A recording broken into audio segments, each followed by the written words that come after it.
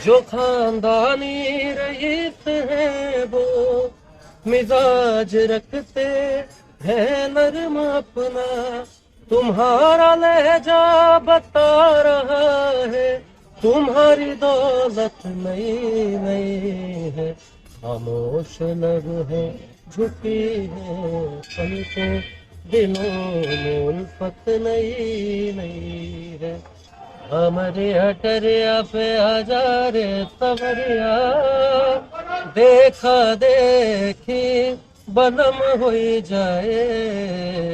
है ना, क्योंकि आपके डॉक्टर प्रमोद द्विवेदी साहब ने मुझे बहुत पहले ही खबर की थी कि सिंहेश्वर महोत्सव एक ऐसा महोत्सव है, कहते हैं सिंहेश्वर मंदिर के बारे में कि 13वां ज्योतिर्लिंग का नाम लिखना भूल गए थे लोग, इसलिए नहीं लिख पाए, बाकी ये यही था।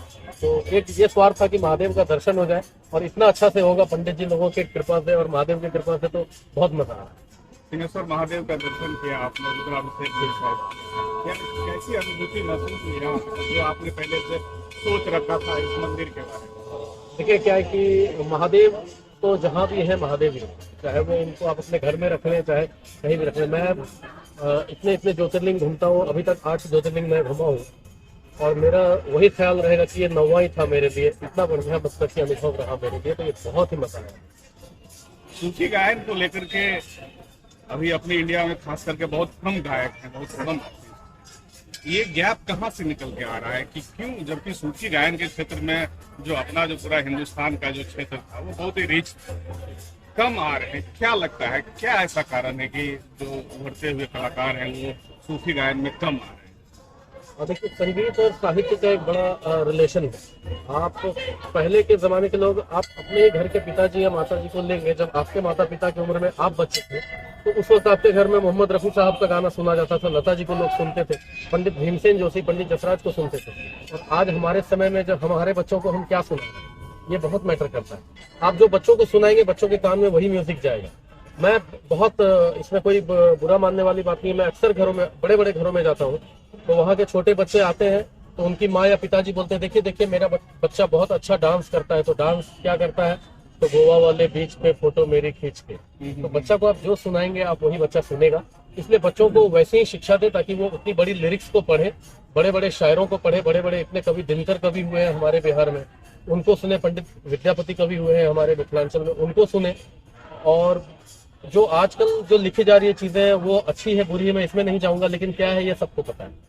तो शिक्षा जितनी मजबूत होगी, जितना बच्चे को डीपली चीजें पढ़ाएंगे, उनका रिलेशन उतनी ही अच्छी चीजों पे जुड़ता जाएगा। आपका संगीत से कैसे जुड़ाव हुआ?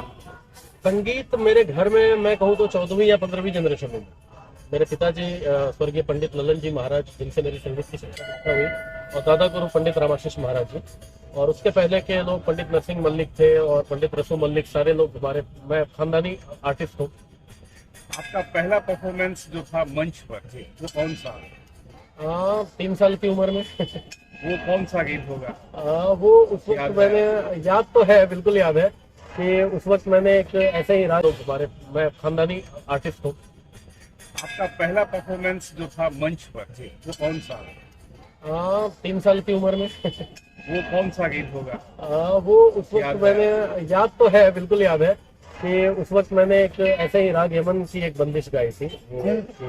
बहुत छोटी बच्चों को जब हम लोग सिखाते हैं तो मुझे बताया गया था कि उसमें ये बंदिश कैसे, बाजे मुरलिया शाम सुंदर के वृंदावन के कुंज गदेवा में, ये बंदिश मतलब ऐसे मैंने गाया था। तो पहला प्रोग्राम जब आपका हुआ था तो कैसे प्रोड्यूस किया गया था आपको उस मंच के लिए? जैसे हम लोग जानते हैं कि पंकज उदास जी को प्रोड्यूस किया है कि अब मुझे छोड़िए इनको सुनिए, तो क्या कुछ इस तरीके का कुछ ऐसा इंसिडेंट हुआ था क्या, या आप पहले से तैयारी करके गए हुए थे, पहले से अनाउंस था कि आप वहाँ गाएंगे कुछ?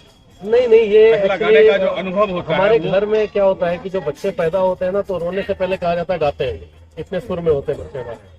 तो मैं सीखता था, बचपन से ही सीखना शुरू हो गया था। तो लोग घर पे, पिताजी के कुछ मित्र आते थे तो वो कहते थे बड़ा सुरीला है आपका बेटा, ये है।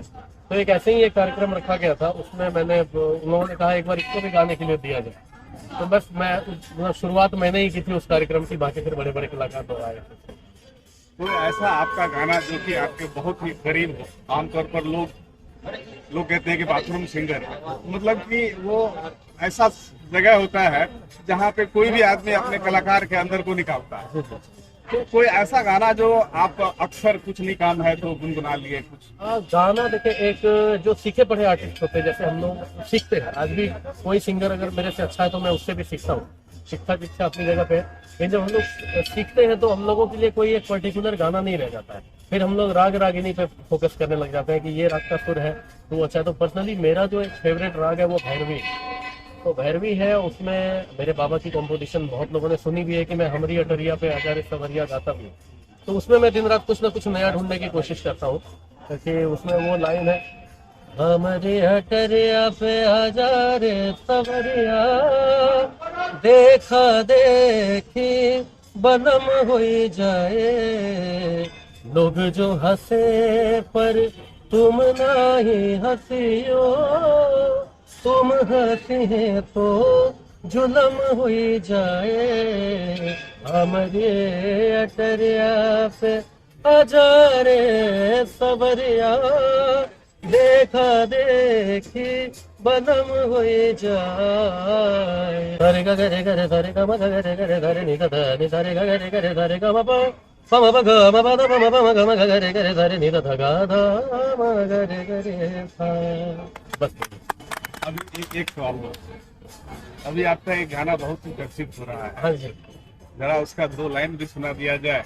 और वो गाना तो अभी हाल फिलहाल का जैसा दिख रहा है, तो जी, वो ये कैसे निकल के दो आया? महीने, हालांकि इस गाने पे बड़ी कंट्रोवर्सी भी हुई। ये इसकी लेखिका है शबीना आदिब जी, तो ऑडियंस की फरमाइश पे मैंने गाया था, तो लेकिन कुछ कंट्रोवर्सी हुई है, वो आप लोग को पता होगा, I don't know.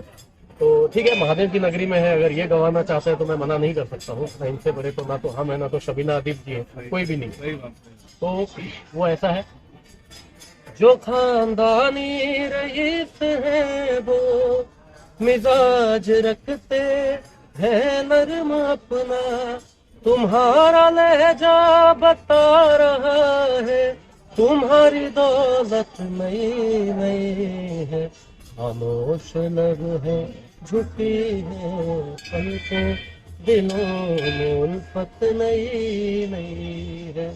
Sir sir